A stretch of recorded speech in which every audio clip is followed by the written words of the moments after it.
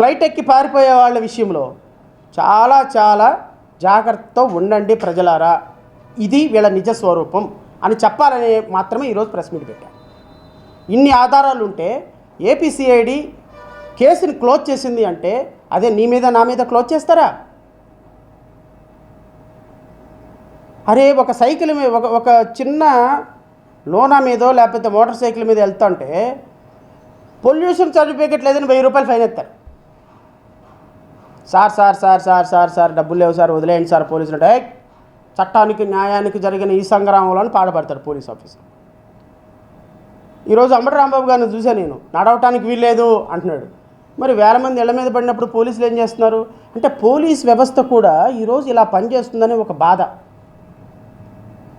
అల్టిమేట్గా ఈరోజు మొన్న సంజయ్ ఉన్నా, పివి సునీల్ కుమార్ ఉన్నా, లేకపోతే ఇంకొక ఆయన ఉన్నా అల్టిమేట్గా సార్ రేపొద్దున ప్రభుత్వాలు మారినప్పుడు మిమ్మల్ని రక్షించేది ఈ ప్రొసీజరే సార్.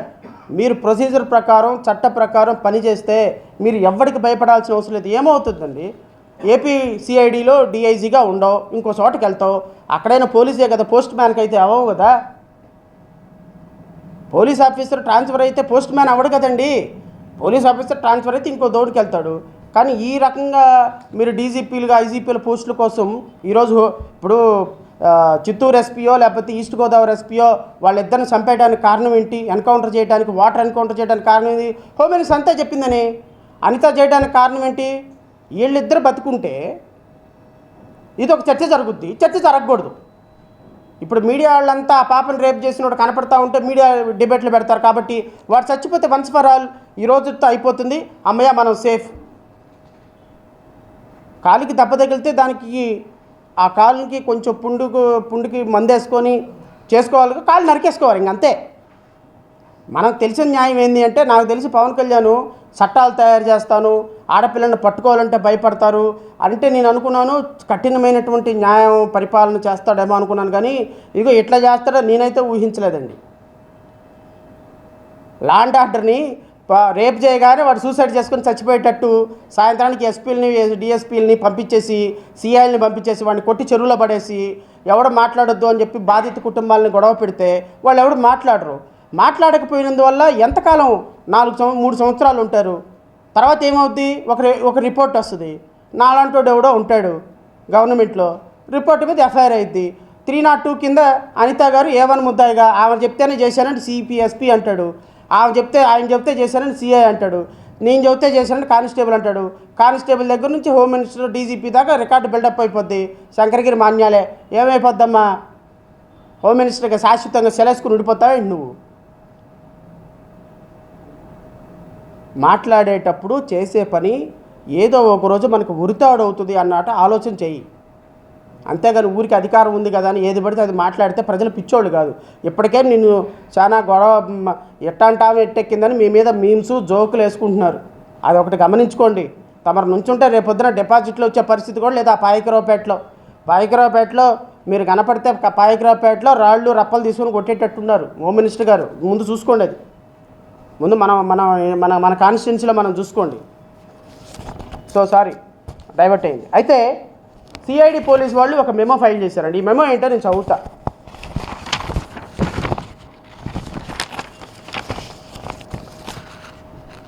అసలు హెరిటేజ్ సంస్థకి ఎలా ఆస్తులు పెరిగినాయి అనేది పూర్తిగా వాళ్ళు రాసుకొచ్చారు. During the year 1992 Shri Nara Chandrababu Naidu, ఇది సిఐడి పోలీసులు, ఏపీ సిఐడి పోలీసులు హైకోర్టులో వేసినటువంటి డాక్యుమెంట్. ఇది నేను వేసిన డాక్యుమెంట్ కాదు, దీంట్లో చదివే కంటెంట్స్ నాకు సంబంధం లేదు. ఇన్ని ఆధారాలు ఉంచుకొని ఈరోజు కేసు ఎలా క్లోజ్ చేస్తారో అనేది నేను రేపొద్దున కోర్టులో ఎటు ఆర్గ్యూ చేస్తాము. ఆ చట్టం తన పని తను చేసుకుపోతే అదేం పెద్ద విషయమే కాదు. కోర్టులో జరిగే ఆర్గ్యుమెంట్ ప్రజా న్యాయస్థానంలో జరగాలి. కోర్టులో రేపు ఏం జరగబోతుందో ప్రజలు తెలుసుకోవాలి. ఆస్తులు ఈ విధంగా పెంచుకొని నంగనాచి కబుర్లు ఆడితే ప్రజలు అప్రిషియేట్ చేయరు. ఒక ముఖ్యమంత్రిగా,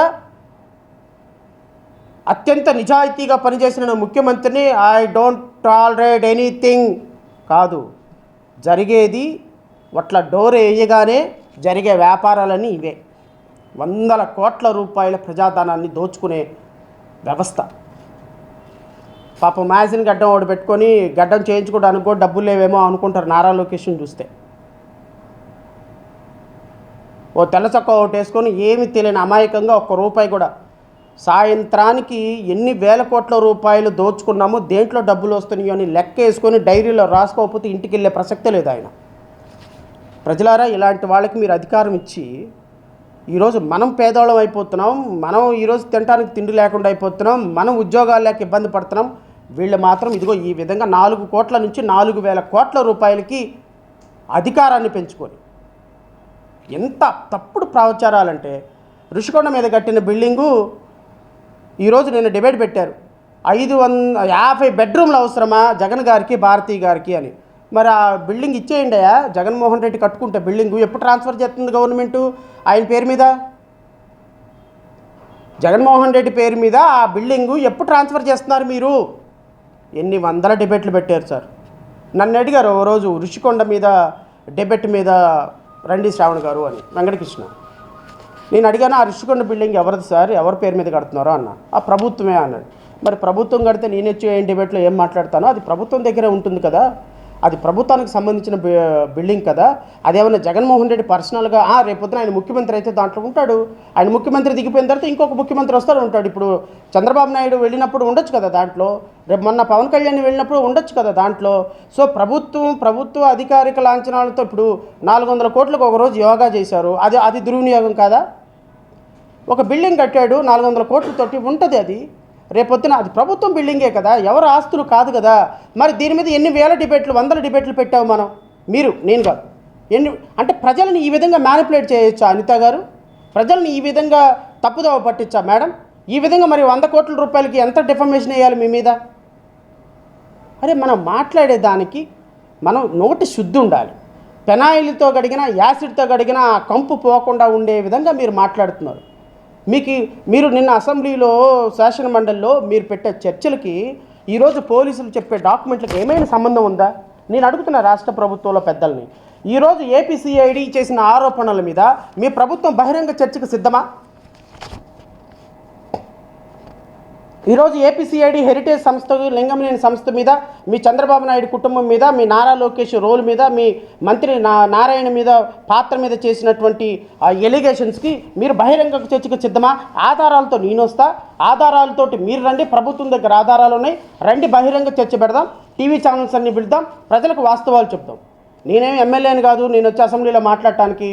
నేను ఎమ్మెల్యేనో ఎమ్మెల్సీనో అయితే that is a different issue, అక్కడే తెలుసుకునేవాడిని. బట్ నేను ఒక సాధారణమైన న్యాయవాదిని కాదు కాబట్టి నేను బహిరంగ చర్చగా ప్రజల్లోనే అడుగుతున్నాను, రండి ప్రజల కోసం చర్చ. మరి మీ స్థాయి తగ్గించుకొని మీరు రావద్దు. మీరు ఒక న్యాయవాదినో లేకపోతే ఎవరినో మీ అధికారిక ప్రతినిధులుగా ఉన్న వాళ్ళని ఒకళ్ళని పంపించండి, చర్చ పెడదాం, బహిరంగ చర్చ, వాస్తవాలు చెప్దాం ప్రజలకి. అది వదిలేసేసి దుమారాలు, అటాక్లు దేనికోసం? ఎవరి ప్రోత్సాహం కోసం, ఎవరి ప్రేమకో, ఎవరి అప్రిసియేషన్ కోసం, ఎవరు మిమ్మల్ని అబ్బా బాగా మాట్లాడేవని భువనేశ్వరి గారు అనాలనమ్మా మీ బాధ అనిత గారు?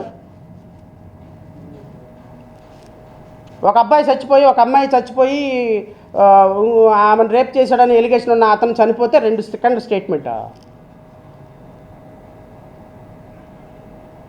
హెరిటేజ్ మీద 1.5 గంటన్నర ప్రెస్ మీటా? ఇక్కడే అర్థమైపోవటంలా మీ వెస్టర్డ్ ఇంట్రెస్ట్ ఏంటో. భువనేశ్వరి గారు అబ్బా అనిత అద్భుతంగా మాట్లాడింది అని ఇంటికి పిలిచి పూలు, గాజులు, చీర పెట్టి బొట్టు పెడతారు అనుకుంటున్నారేమో. ఏమీ ఉండరు. ఊరక మీరు స్వామి భక్తి ప్రదర్శించడానికి ఊరికే డిబేట్లు, ప్రెస్ మీట్లు పెట్టుకోవడం తప్ప ఉండదు అక్కడ సినిమా. ఇంటికి బ్రేక్ఫాస్ట్ కూడా పిలిచి ఒక ఇడ్లీ ముక్క కూడా పెట్టరు మీకు. మీరు అక్కడే ఉండాలి, అది గుర్తుపెట్టుకోండి. ఏపీసీఐడి రాసినటువంటి మెమోలు నేను చెప్తా. Shri during the year 1992, Sri Chandrababu Naidu, along with the 6 others, incorporated a company named Heritage Foods Private Limited. 1992లో Chandrababu Naidu Heritage foods private Limited పెట్టాడంటండి, private limited. In the year 1994, Heritage Foods Limited went for a public issue to raise resources and its share are listed BSE cents. In the year 2013, the name of the company was changed to Heritage Foods Private Limited. Shri Nara Lokesh ఇప్పుడున్నటువంటి మంత్రి A14 అంటే ఆ కేసులో accused number 14 acted as a world time director of Heritage foods private limited from 1/7/2008 నుంచి 29/6/2013. ఈ heritage ఫుడ్స్కి full time డైరెక్టర్గా నారా లోకేష్ ఉన్నాడు. ఎప్పటి నుంచి ఉన్నాడు? 1/7/2008 నుంచి 29/6/2013 వరకు. Nara Lokesh also acted as a non executive director of Heritage foods private limited from 29/6/2013 to 31/3/2017. ఆయన మినిస్టర్గా ఉన్న కాలంలో కూడా, ఎందుకంటే 2014-19 కాలంలో ఆయన మినిస్టర్గా ఉన్నాడు ఈ రాష్ట్రానికి. ఆయన మినిస్టర్గా ఉన్న కాలంలో కూడా హెరిటేజ్ ఫుడ్స్కి నాన్ ఎగ్జిక్యూటివ్ డైరెక్టర్గా ఉన్నాడు Nara Lokesh. Shri Nara Lokesh is one of the major individual shareholder of the Heritage foods private Limited and he acted as one of the key management personnel till 2017. 2017 వరకు చాలా కీలకమైన పొజిషన్లో హెరిటేజ్ సంస్థలో ఉన్నాడు. ఫర్దర్ హీ హ్యాడ్ 23,66,400 షేర్లు, that means 10.20 share of his name. Nara లోకేష్కి ఇప్పటికీ కూడా హెరిటేజ్ సంస్థలో 23,66,400 షేర్లు ఉన్నాయంట, అకార్డింగ్ టు ఏపీసీఐడి యొక్క స్టేట్మెంట్ ప్రకారం. శ్రీ నారా భువనేశ్వరి మేడం గారు who is the mother of the Nara Lokesh